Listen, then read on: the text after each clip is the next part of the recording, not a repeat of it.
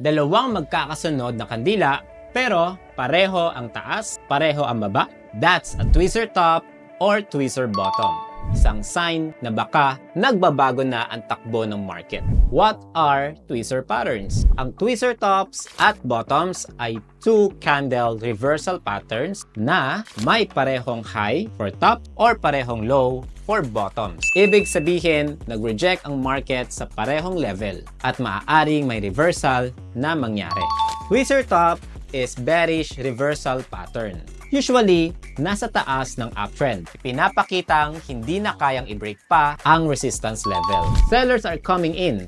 Watch for confirmation. Tweezer bottom is bullish reversal pattern. Lumalabas sa dulo ng downtrend. Nagpapakitang may malakas na support sa level na yon. Buyers must be taking control. Watch for price to bounce up.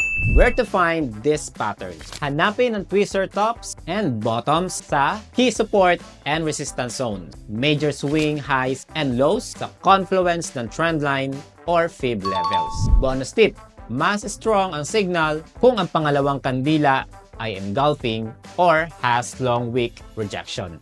Ngayon, natapos na tayo sa mga candlestick patterns at price action basis. Ready ka na ba para sa susunod na tool ng mga traders? Indicators. Sa next video, pag-uusapan naman natin ano ang indicator sa Forex at paano ito nakakatulong sa pag-trade. Click the link sa description para mapanood ang susunod na episode. Kung gusto mong malaman kung legit ang signal mo sa reversal candles at saan ito pwedeng gamitin, sumali sa aming free 3-day Forex Bootcamp. May pattern recognition training, may live trading sessions. Register now. Link in the description or comment section.